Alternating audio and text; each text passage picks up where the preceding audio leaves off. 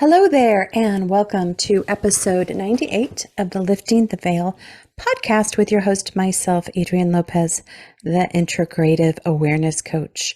And for those of you just joining me for the first time, I am a coach that helps support people integrate all levels of their consciousness into a harmonious coherence so that they can more readily access their full potential on all levels of their being.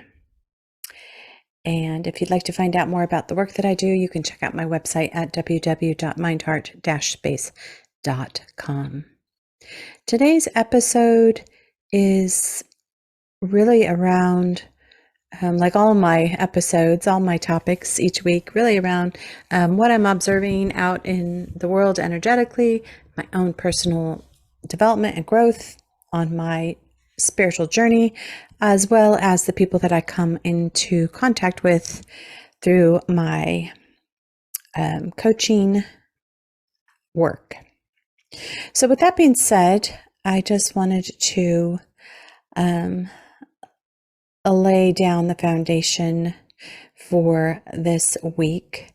A lot of the things that I talk about are events, are themes in progression. They're in development, and there's all different levels in which we can talk about these different self-development themes. So if something doesn't work for you, something that you hear doesn't resonate, just let it go. Take what does and leave the rest. I'm not offering any medical or psychological advice here. If you are in crisis, please reach out to someone, a professional that can support you.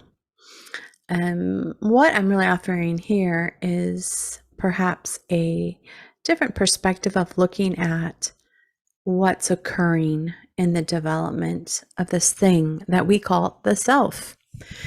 And so some of what I share today came out of my experience of meditating. And a lot of that was creating a space of silence for myself and going on extensive silent retreats so I could begin to hear my own heart and my own soul. And looking back in retrospect, now the energy that's coming up on the planet, I see it was in preparation for what I'm going through right now. Because my psyche, like all of our psyches, has an innate intelligence, even though we might not be able to follow it, even though we might not be able to see it when it's happening. It's always working for our best and highest good. So today's topic, episode, I think that I am calling moral injury. And I grabbed this title from a real term called moral injury, which refers to, and I'll read you the definition right now that I am seeing from a scholarly article. It's called distressing, or it's defined as, distressing psychological, behavioral, social, and sometimes spiritual aftermath of exposure to traumatic events. It goes on to say that many healthcare professionals, many veterans, people that are being asked to cause harm in the service of life, which is a walking contradiction, right? How can you serve life through hurting someone or and the idea is it's in defense. But what happens sometimes is this defense becomes violent and destructive. So a moral injury can occur in response to acting or witnessing behaviors that go against an individual's values or moral beliefs. And there's a reason why I chose this title, which I will get to. as the topic unfolds this week. So hang in there, be patient, and I invite you to sit back, hopefully with some comfortable space where you can really listen and let what I'm sharing today really seep in and marinate. And maybe you have a hot cup of tea or some beverage that you like, and let's get started. So the first part of this is really what I'm sharing about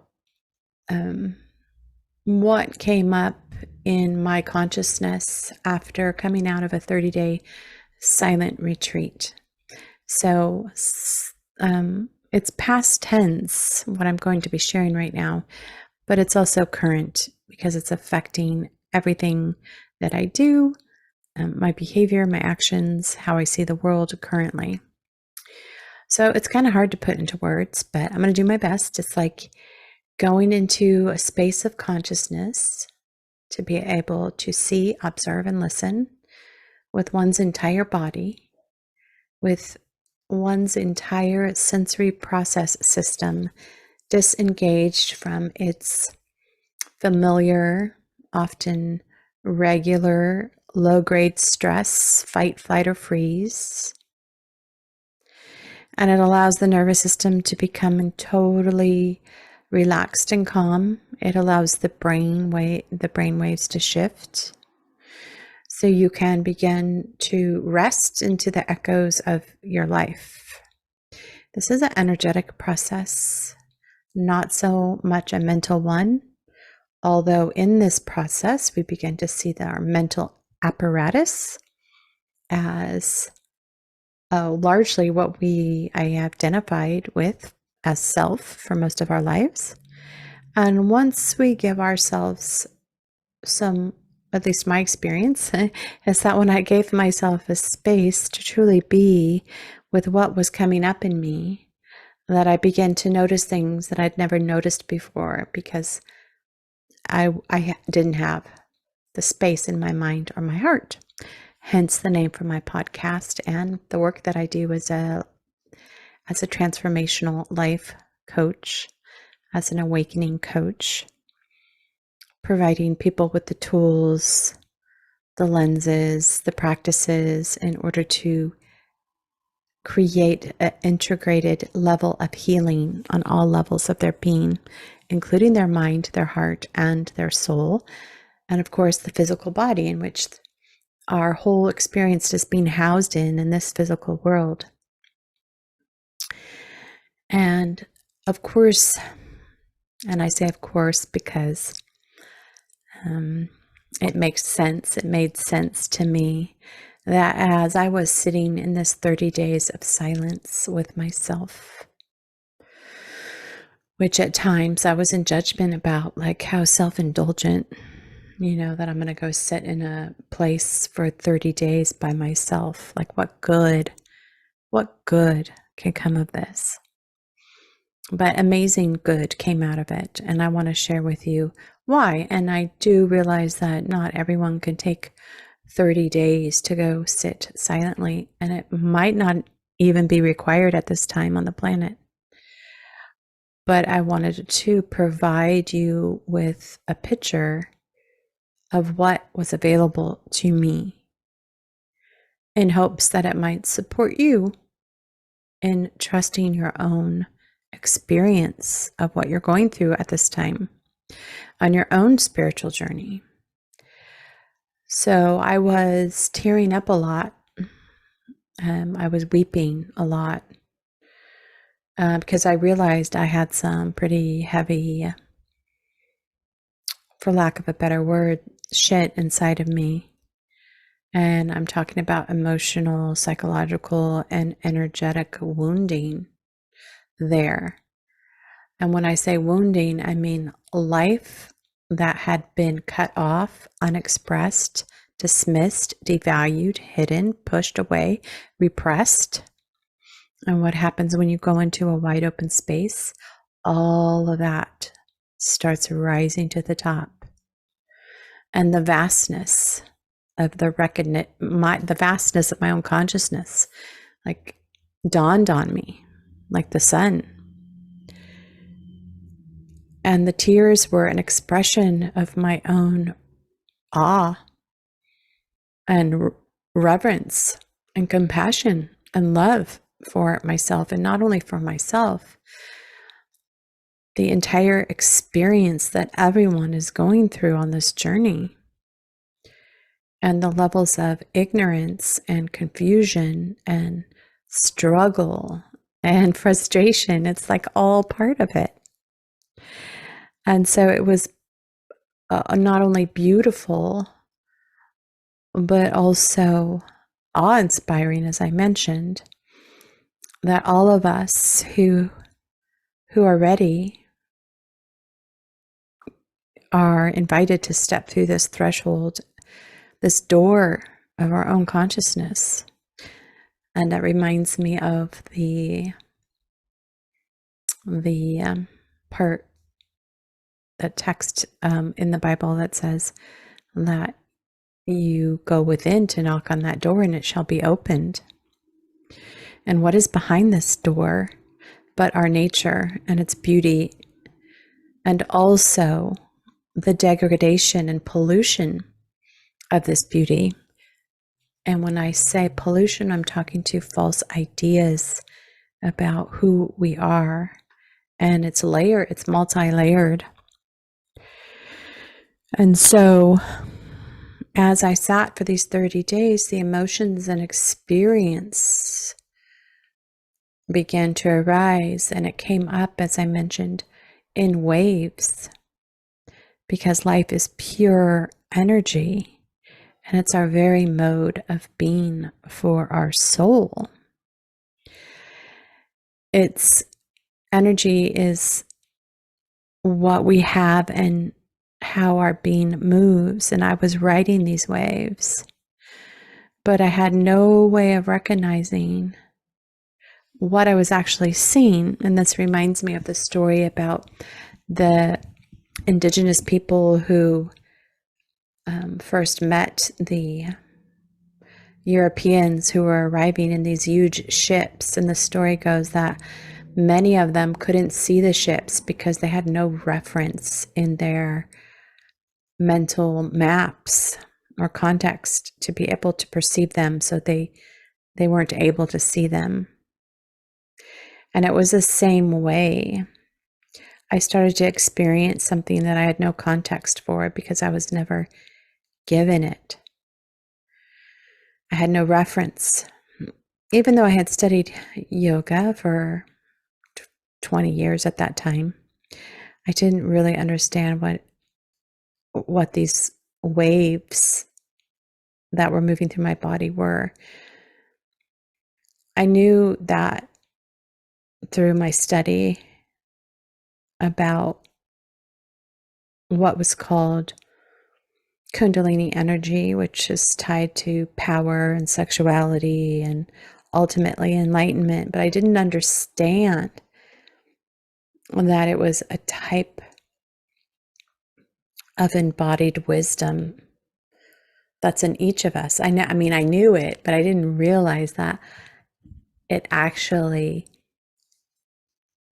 it's not a mental knowing, it's a physical shift in your entire physiology. That wisdom rises up in you. This energy is also related to the feminine principle of Shakti. So I had heard about it, but I didn't understand that it was actually my very nature that had not been connected yet. And that when it began to be connected, that it would actually shift my internal reference point of what was real and how I saw the world.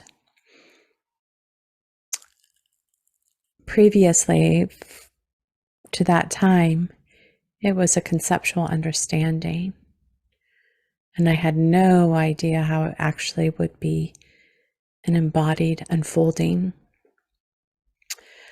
So I was experiencing part of my nature through these waves of emotion, but I didn't recognize that that energy was my energy.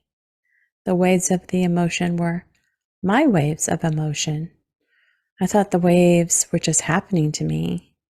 And that was why most of my life I ran away from these waves, because I had been taught to fear them. I had been taught that I would be drowned in them because I couldn't see them correctly, looking through the lens of my survival brain. And this is the level of transformation that is available, not just for me, but the entirety of humanity, if they would like. And these waves just keep coming in and clearing everything that's not in resonance with that authentic blueprint under all of those polluted imprints of stuck emotion, unexpressed emotion, inappropriate response to life, where we all get conditioned that I'm not allowed to feel this way. I'm not allowed to cry. I'm not allowed to be angry. And so we begin to cut ourselves off and restrict the flow of life in our body, where we actually disconnect our heart from our mind, where we begin to think about our emotions instead of feel our emotions, where we begin to judge our emotions instead of letting life unfold in its intelligence, which is different than the mental function. And so it was also laced with a deep regret and a deep grief for not knowing, for not understanding, for not being able to see what was occurring. And at the same time, when I had come out of the silence and gone back into the space of my own life, it was very difficult to go back into the conditions, the state of being, the relationships, the job that my survival brain had created in order to keep me, quote unquote, safe.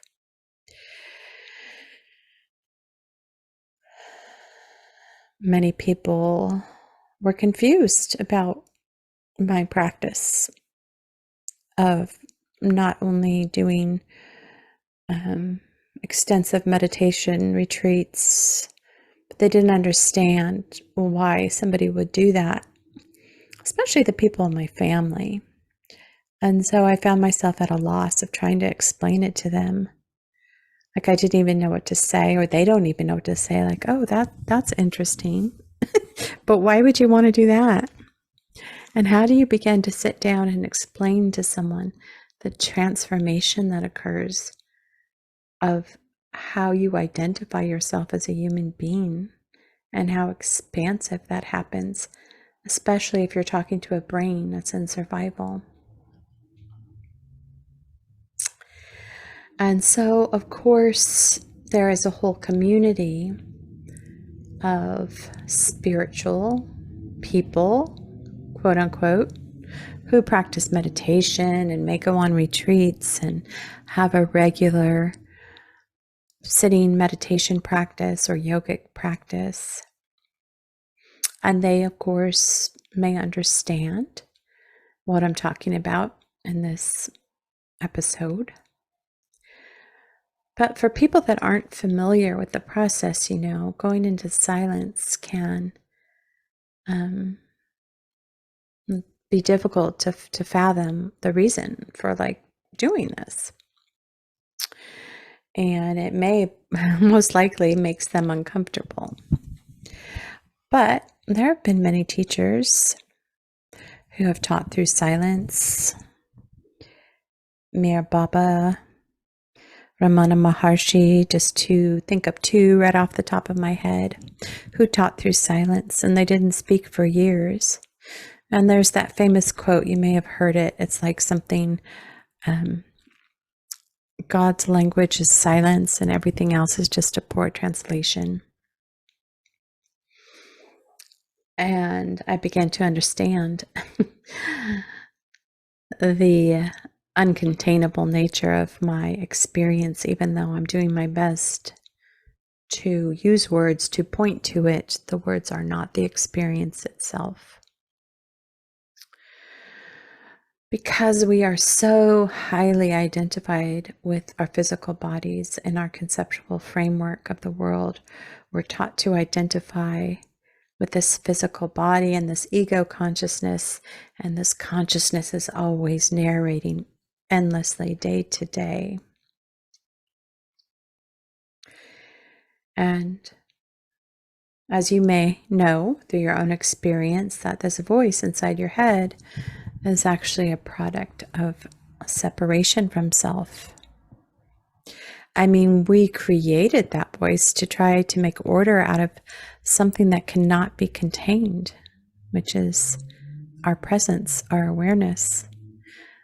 And we're living in many of us have been living in just a sliver, this little piece of the pie that was cut out for us that is incredibly insufficient. And that's what I discovered upon returning to my life. It didn't fit anymore. It was extremely uncomfortable. And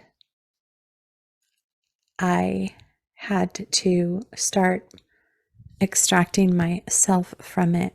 I didn't know how I was going to do it. I just knew that to continue living that way felt extremely painful and on one level hurtful to my nature. So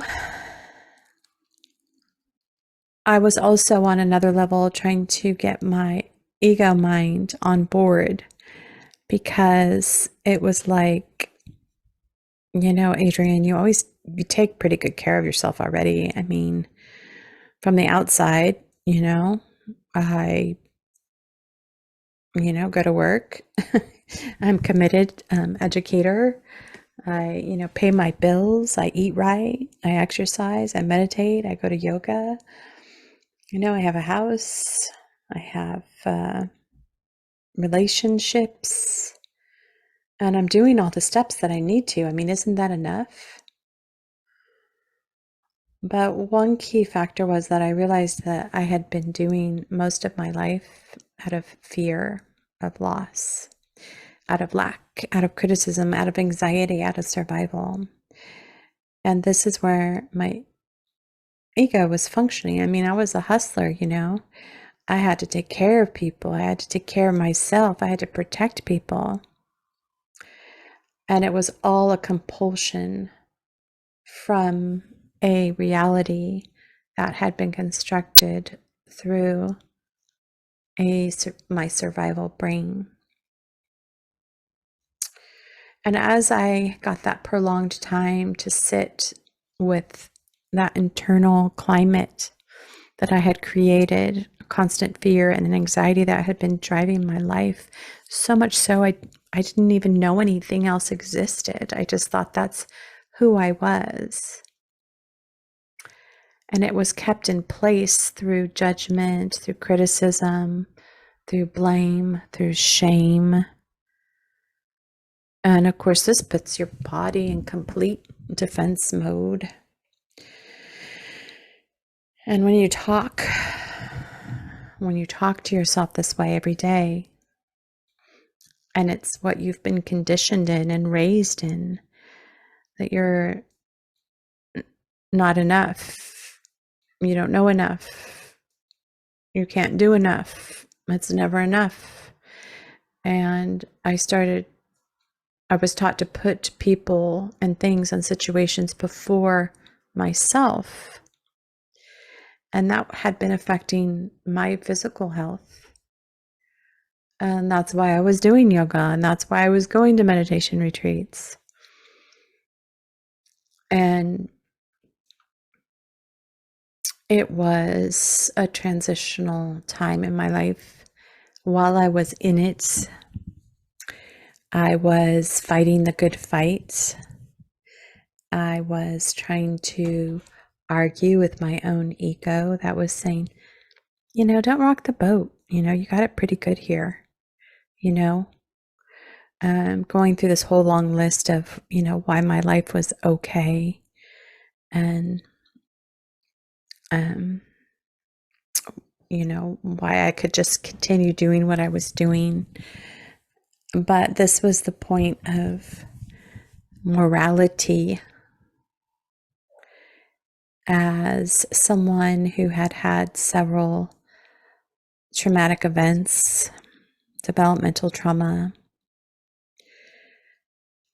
I realized that my response to trauma, my response to events in my life that left me destabilized emotionally and energetically, were actually a reenactment of the injury that I had suffered at the initial origin of abusive behavior, and the continuation of me re-injuring myself was the moral injury.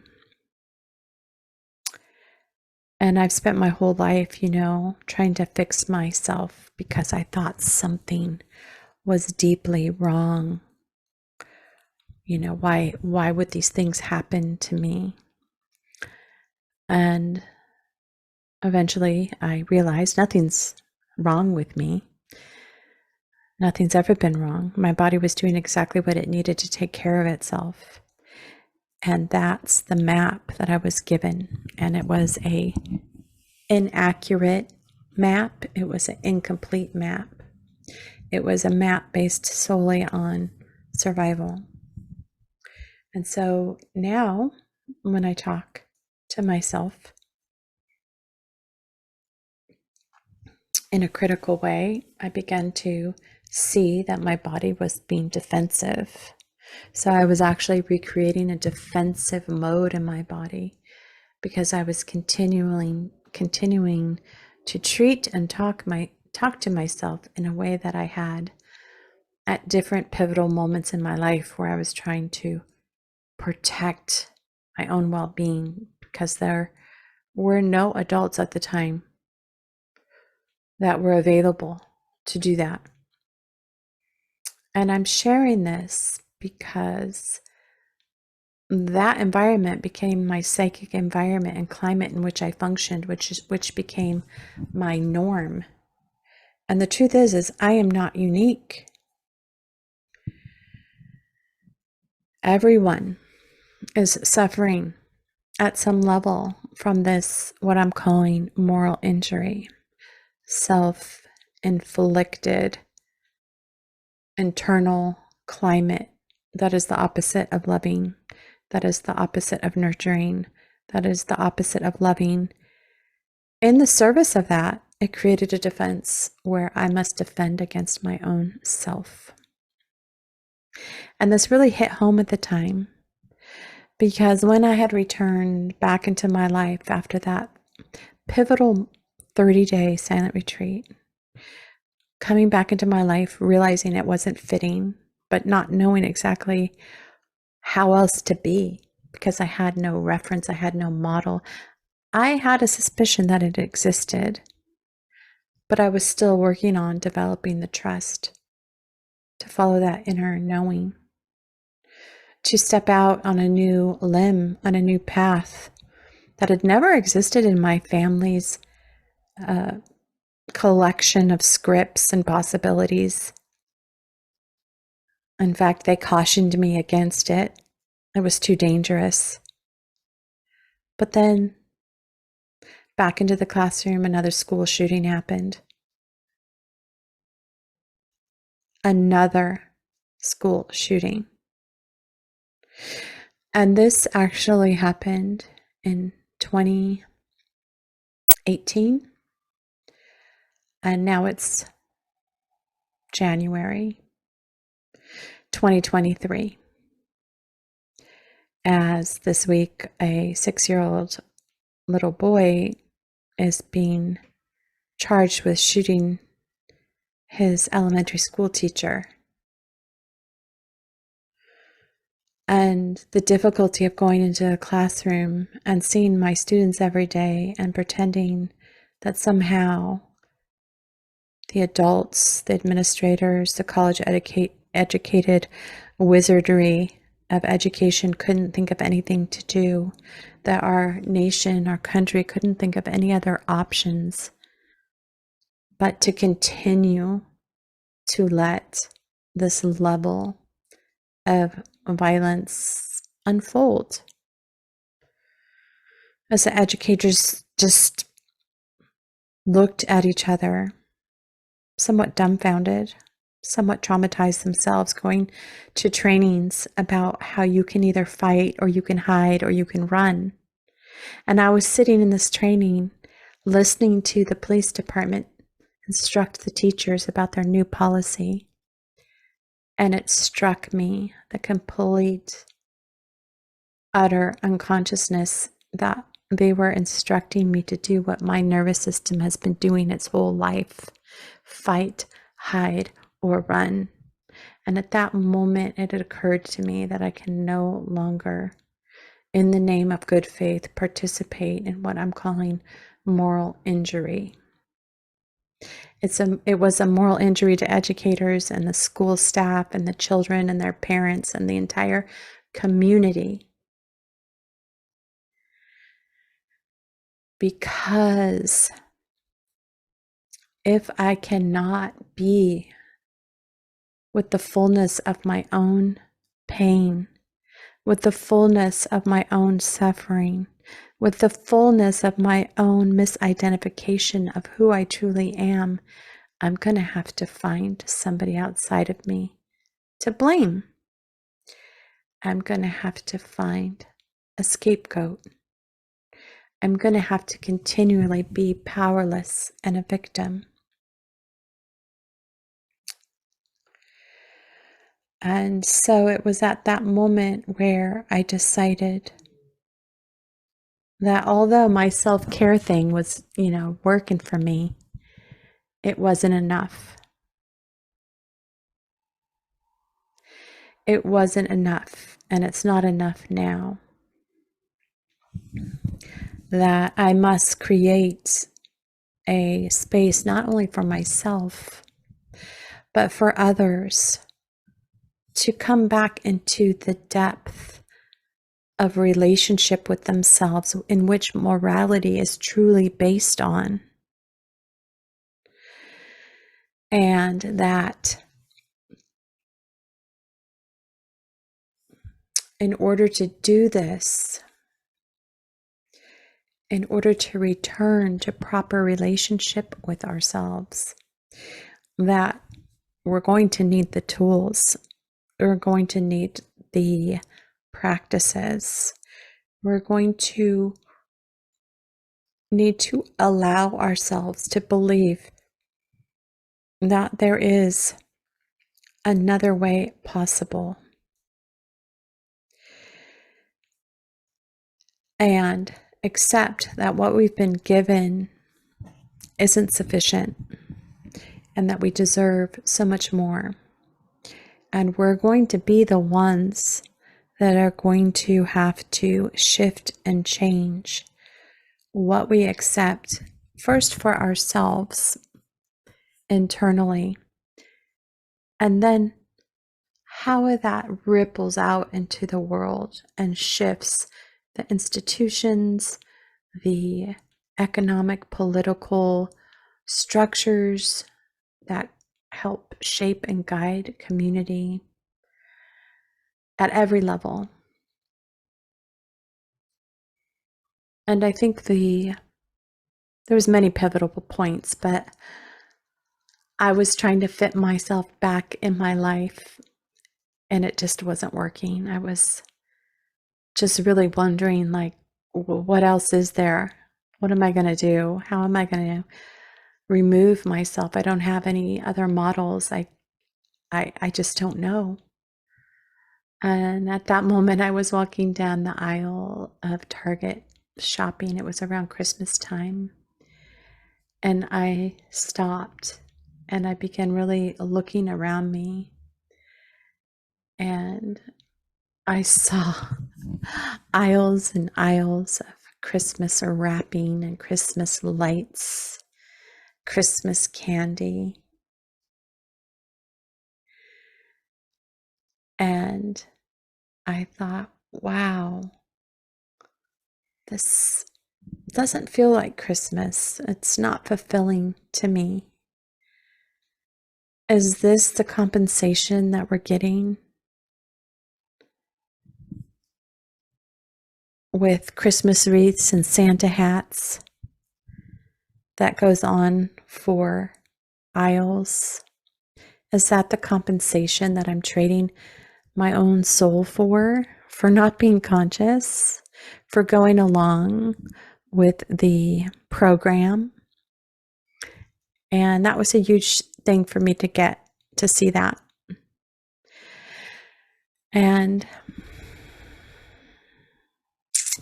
the last piece I want to leave you with is I did leave my work and I did leave the conditions of my life because I couldn't fit in them anymore. And I didn't know what else I'd be stepping into.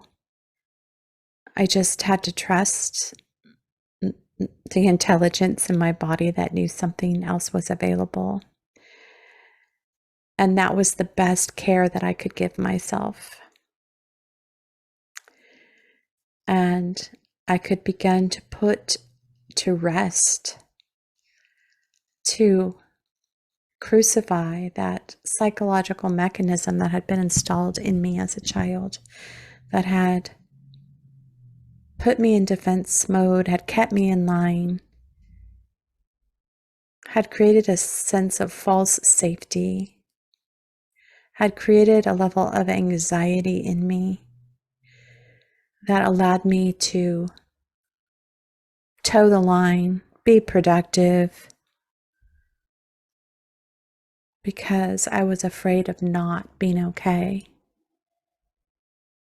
And so just realizing that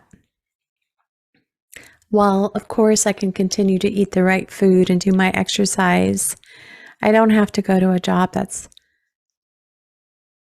in conflict with my own inner morality.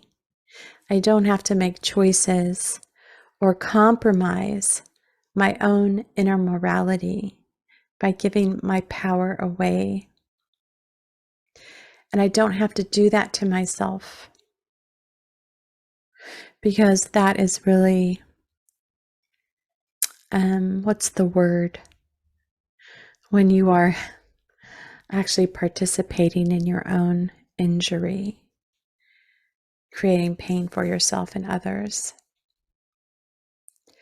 And there was a lot of other things that came up at that time in my life that I was able to see for the first time, which I won't share here because some of it is just not pertinent to this episode at this time. But I just want to say that it is this process that we're going through, this cleaning of the emotional waters, so we can reconnect correctly to our intellect. So we don't have to separate our mind and our emotions out anymore. So we can return to the full health of the mechanism in which we've been given this body. And I know from experience that it's very difficult for many people to be in their body because of all the disconnect. It's hard to know how to pull ourselves out of fight, flight, freeze when we're in conditions in our life where we're constantly being triggered. And a part of us goes into numb mode because that's the only way we can function. And that certain level of numbness is inhumane. And this is the moral injury in which I'm referring to, which I decided to no longer participate in, no matter what. And for many people, it's not this isn't conscious. They're not aware of it because it was what they were born into. They never made a conscious decision to participate in their own moral injury. And you see this, you can observe it in people's shadow and in their own self-destructive aspects, because part of their consciousness knows that what's happening isn't working. But they don't have the awareness, they don't have the healing, they don't have the inner container to hold all of the injury that they've been through, so they can clear the lenses of their mind and their heart and their soul and choose differently. And so, my friends, instead of trying to placate ourselves through, just having that extra donut, I love donuts, or buying ourselves that extra whatever, somehow buying ourselves off, telling ourselves that, well, at least I have this, meanwhile, really being hard on ourselves, judging ourselves as being undisciplined, unfocused, filled with addictive, compulsive behaviors, not realizing all of this is a result of that inner disconnection that is in the process of being asked to be healed at this time.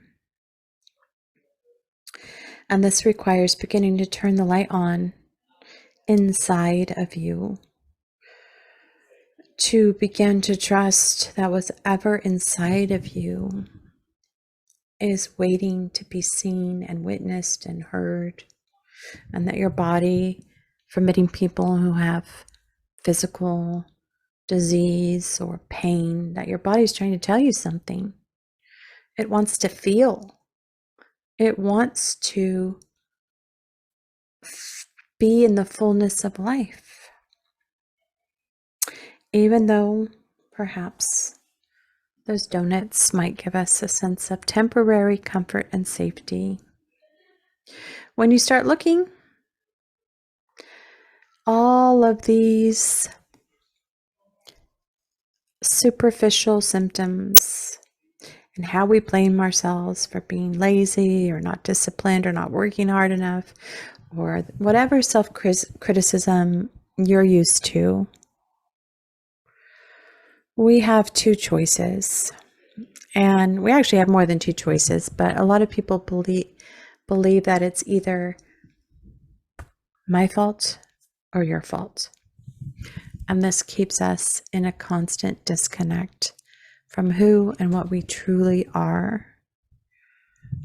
Projecting it out, just projecting it out on other people, looking for fault and blame. Likewise, giving ourselves the position of blame and shame and guilt.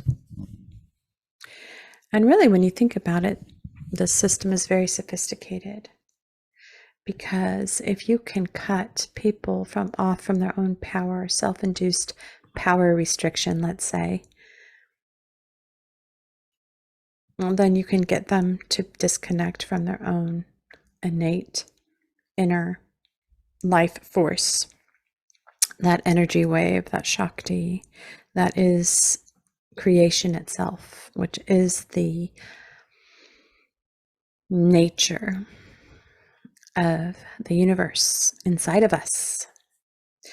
And then you can create vulnerable people who are unable to function without being dependent on outside forces, and they become scared.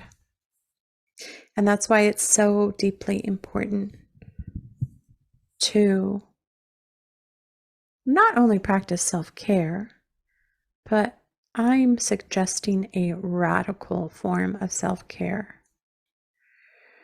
And it's not a selfish thing to go sit in a room in silence for 30 days. It's the beginning, the start of freedom, to begin to identify the mechanisms of your own nervous system which have kept you perhaps paralyzed or handicapped. And you can begin to step out of self-blame.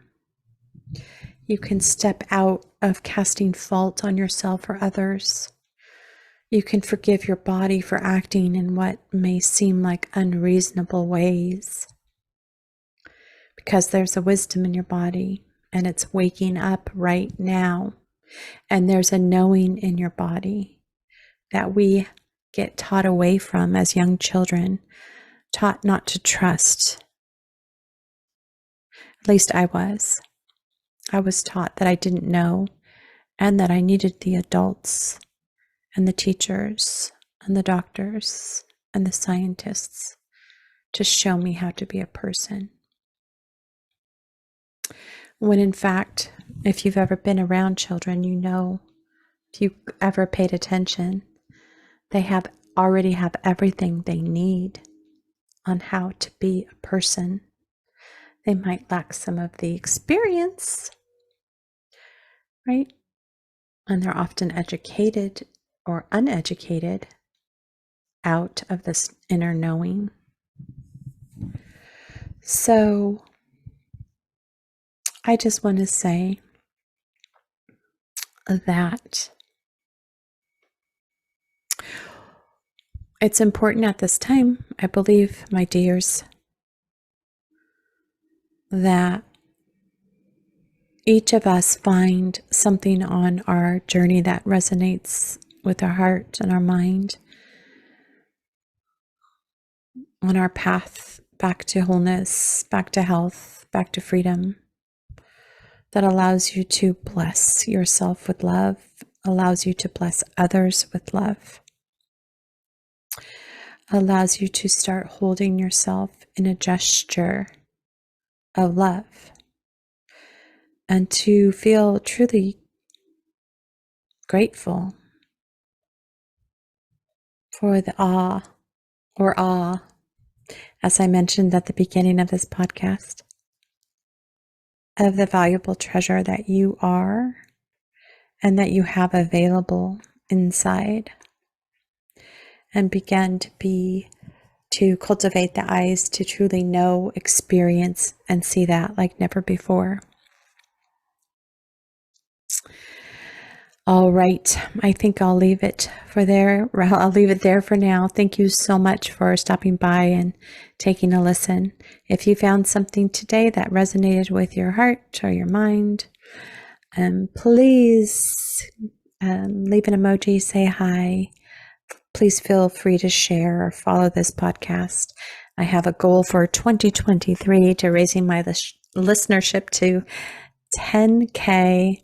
And I appreciate your support in advance to help me make my vision of creating a more in-depth impact on more and more people.